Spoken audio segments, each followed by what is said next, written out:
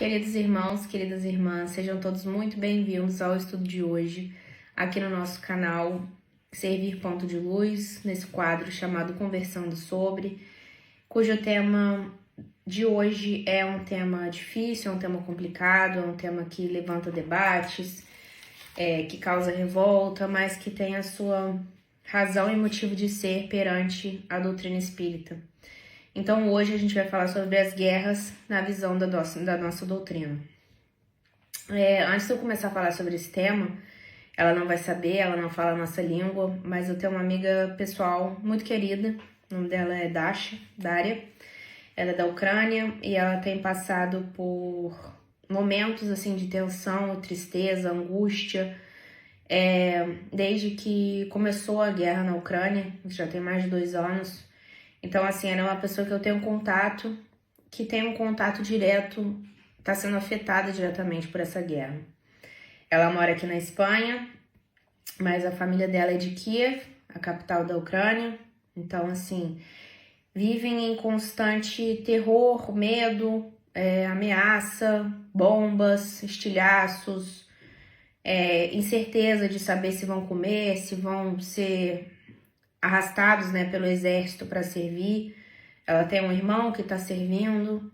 Muitas vezes colocam a pessoa numa destinação que nem sabe onde é, numa localidade que nem sabe onde é.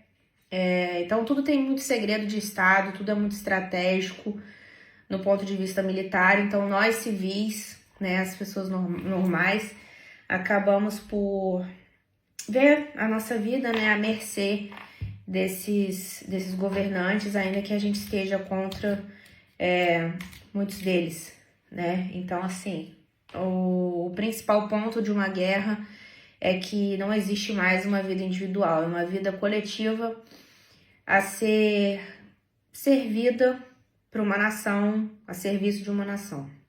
Então, hoje eu queria dedicar esse estudo a ela, que apesar de todas as dificuldades, as vicissitudes, ela não deixa de estar com a família dela, né? Mesmo que à distância, de amparar todos eles. Ela tem uma religião que ela é católica ortodoxa, que é diferente, né, do catolicismo que a gente conhece, mas ainda assim ela acredita na espiritualidade, ela acredita na prece, ela acredita no bem, no amor, na justiça divina. Então é isso que eu acho que é o mais importante. Bom, queria fazer esse contexto, essa abertura. Vocês sabem que eu sou jornalista, então antes da gente entrar na parte da doutrina espírita, eu também gostaria de comentar 2 livros de uma autora que eu gosto muito. Se eu não me engano, ela é bielorrussa, o nome dela é Svetlana Alexievich, e aqui fala sobre o papel da mulher soviética durante a Segunda Guerra Mundial. Então, a guerra não tem rosto de mulher. Muitas delas não iam para o front, mas estavam como cozinheiras, estavam como médicas, né? O papel da mulher social também é muito impactado durante um conflito armado. Muitas delas sofrem vários tipos de violência. Então, assim, esse livro é um livro que eu indico para a gente aprender, para a gente estudar sobre a história. E esse outro, Meninos de Zinco, também da mesma autora, né, que ganhou o Prêmio Nobel. Ele fala sobre garotos de 14, 15 anos que da União Soviética foram enviados para a guerra no Afeganistão. Então, assim, as mães esperam os filhos voltarem, mas o que elas recebem é um caixão vazio, porque nesse caso aqui específico tinha um motivo de ser a guerra, né? Os militares da União Soviética davam um motivo que era sobre trazer a paz, né? A paz armada, que é como a gente se diz, mas que na verdade não era nada disso. Eles queriam um conflito por outros motivos e aí vidas eram perdidas. Nesse livro aqui tem uma passagem que eu acho que me chocou muito, que tem uma mulher que ela tá numa floresta com outras pessoas, e ela tem um recém-nascido, eles estão escapando de militares opostos, e ela tem um bebê recém-nascido e corre o risco dele chorar, porque eles já estavam há dias sem comer nada, então a criança estava com fome. Mas que eles não podiam fazer nenhum barulho, senão os militares iriam encontrar eles e assassinar eles. Então ela sufoca o bebezinho, né, o próprio filho, como uma medida de salvar todas as outras pessoas. Então, assim, como que se perde, né, a humanidade. Imagina o papel dessa mãe tendo que fazer isso para uma criança que ela amou, que ela tanto desejou, mas que naquele momento foi a saída que ela encontrou para salvar outras pessoas, né? Na questão 747 do Livro dos Espíritos, antes da gente falar sobre as guerras, eles falam também sobre o assassinato. E o Kardec pergunta, é sempre do mesmo grau a culpabilidade em todos os casos de assassínio? Por exemplo, essa mãe que matou essa criança em prol de outras pessoas, em prol da sua própria segurança, ela é tão culpada quanto outras pessoas que cometem o assassinato, né? Tem outras perguntas também no Consolador que fala sobre a mão de um carrasco que não quer cometer aquele ato, né, dos momentos finais de tirar uma própria vida, se ele não quer fazer aquilo, se ele também é culpado. Então a resposta é, já o temos dito, Deus é justo, julga mais pela intenção do que pelo fato. Gente, o fato é que as mortes, os assassinatos, a guerra, elas fazem parte da história da humanidade há milhares e milhares de anos. Então essa é a nossa condição humana. Isso pra gente é o normal, a paz não é o normal, a paz é o conflito, porque somos ainda espíritos imperfeitíssimos. Na questão 749, tem a pergunta, tem o homem culpa dos assassínios que pratica durante a guerra? Porque foi como a gente disse, acabou individual a serviço de um coletivo. Tantas pessoas estão ali, não sei mensurar quantas, né? Mas cada um com a sua consciência. Mas quantas pessoas estão ali porque apoiam aquele conflito armado, ou porque estão ali por obrigação, ou por coerção, ou por medo, né? Então, o homem, ele tem culpa desses assassinatos, não quando constrangido pela força, né? Quando tem alguém mais forte do que ele, alguém que tem uma escala, né, uma hierarquia superior a ele que decide isso. Mas é culpado das crueldades que cometa, sendo ele também levado em conta o sentimento de humanidade com que proceda. E isso a gente vê em vários exemplos também. Inimigos que seriam no papel, mas que ainda assim se ajudam, né?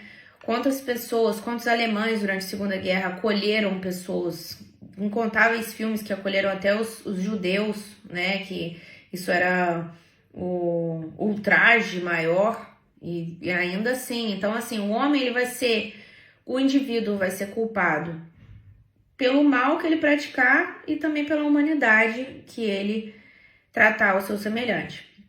Então, sobre as guerras em si, no Livro dos Espíritos, tem as questões de 742 e 745. Eu não vou ler todas aqui, eu acho que também é nossa parte, né, de estudar e verificar mais e pesquisar a fundo. Então eu trouxe outros dados a respeito das guerras em si e a gente vai comentando à luz do Espiritismo, né? Então, assim, esses dados eu encontrei da Correlates of War Project, que é um projeto que estuda, né, eu achei na internet, que estuda dados mensurados sobre a guerra. E o conceito de guerra, ele é muito abrangente. É um conflito armado, mas alguns historiadores dizem que depende do tanto de vidas perdidas, depende disso e daquilo. Então eu fui pesquisar quantas guerras aconteceram até hoje. Sobre os conflitos tribais na pré-história, não tem como mensurar, porque até então a gente não tinha dados escritos, né? Então não se sabe dizer. Esses conflitos da pré-história datam de 3.000 anos antes de Cristo. Então foram os greco-persas, os púnicos, as conquistas do Alexandre o Grande, o Império Romano, as guerras medievais. Aí já não dá para mensurar quantas foram. Então a história da humanidade foi construída na base do aniquilamento e da matança, né? Então aí já não tem como mensurar. Guerras e conflitos armados totais, estima-se que tiveram de 1.000 a mais ou menos 3.000 guerras desses últimos séculos, né? Depois da vinda de Cristo até 2025, ou seja, 2025 anos depois, estima-se que tenham mais de 3.000 guerras. Ou seja, pelo menos mais de uma guerra por ano já teve, o que é um absurdo. No século XX, estima-se que existem agora cerca de 250 conflitos armados. Perdão. No século XX, né, estima-se que tiveram 250 conflitos armados, contando as duas guerras mundiais. E em 2025, ou seja, acontecendo agora, estima-se que existem cerca de 70 conflitos armados significativos, né? Não são as pequenas revoltas ou as insurreições, são conflitos de grupos étnicos ou de países em si, né? Então, a gente sabe tudo o que está acontecendo na Palestina, a gente sabe o que está acontecendo na Ucrânia, vira e mexe, né? Iraque, Síria, Sudão, esses países da África também, eles têm uma disputa muito grande por causa de minérios, por causa de diamante, enfim. A corrupção é muito grande, então grupos enfrentam-se uns aos outros. Então, com que objetivo? Por que Deus permite isso? 744. Que objetivou a providência tornando necessária a guerra? E a resposta é a liberdade e o progresso. E muita gente vai dizer, como que vai trazer a liberdade se a guerra escraviza o outro? Como vai ter progresso se tudo é destruído? Então, a parte da tecnologia, vamos citar. Na Segunda Guerra Mundial, criou-se a invenção do radar, os primeiros computadores e avanços na medicina, como os antibióticos em larga escala. A corrida armamentista da Guerra Fria impulsionou a exploração espacial e criou tecnologias que a gente usa hoje como o GPS. Através das guerras, muitos sistemas de opressão foram abolidos. Países africanos e asiáticos tiveram independência, conseguiram, e até na América do Sul, inclusive o Brasil, conseguiram a independência através dessas guerras coloniais. A Guerra Civil Americana levou à abolição da escravatura. A Segunda Guerra Mundial resultou na queda do nazismo na Europa, ainda que a gente saiba que ainda existem esses grupos, e isso é uma coisa muito preocupante, mas que uma ameaça global foi extinguida e foi com a fundação da ONU, que a gente também sabe que a ONU ela poderia ter uma influência maior, quer dizer, ela pode ter até uma influência maior, mas ela não tem aquela atuação como a gente gostaria de ver essa instituição tendo, né?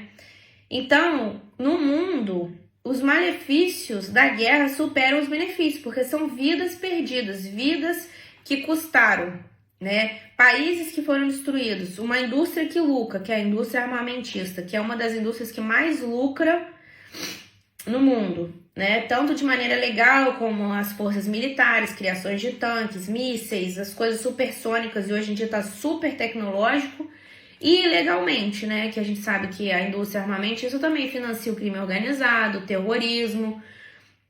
Muitas nações assim estão envolvidas por debaixo dos panos, né? Com organizações terroristas também. Então, o comércio internacional de armas é um dos mais lucrativos, como eu falei. E temos 5 maiores exportadores, como os Estados Unidos, a Rússia, a França, a China e a Alemanha, dominando as partes das vendas globais. Isso aqui não é só uma aula de história, isso aqui não é uma aula de política, isso aqui não é uma aula de geografia, não, é uma aula espírita que a gente está dando uma pincelada. De novo, a liberdade e o progresso custam diversas vidas. Mas por que ainda tem essa parte injusta, né? De por que Deus permitiria isso? Não é suficiente essa resposta. Eu fiquei assim, parece que falta mais. Então, olha só, nos dados da Segunda Guerra, militares mortos, 21 a 25 milhões. Eu tô falando disso de uma guerra de 80 anos atrás, hein? 21 a 25 milhões, civis, 50 a 55 milhões, as vítimas do Holocausto, né, que foram judeus e outros grupos étnicos, ciganos, homossexuais, etc. Os civis, incluindo massacres, bombardeios, as fomes, as doenças, né, que não eram as mortes diretas, mas as mortes indiretas, um total aproximado de 70 a 85 milhões. Nós pudemos ter sido os algozes na última vida, né? A gente troca de roupa, a gente troca de corpo, mas os erros que a gente cometeu continuam tendo sido cometidos, os acertos que a gente fez são em nosso benefício, mas a gente ainda tem que consertar. Sabe-se lá quantas pessoas a gente assassinou, com que intenção. Se nós ainda temos que fazer essa... remendar, né, esses erros que a gente cometeu. Então, aos 745, eu acho que também é importante dizer que a gente é um impacto, né? A gente sofre o impacto dessas guerras. Muitas vezes a gente se sente impotente no ponto de vista global, mas nós podemos educar as pessoas. Muitas delas dizem que não existiram guerras, que isso tudo é produto da mídia. Não, vai educar, vai estudar, vai explicar, vai trazer dados, vai debater, né? Procurar sempre a paz, não precisa ser um conflito armado. O espírita não, o espírita aprende que a paz, ela começa dentro da gente.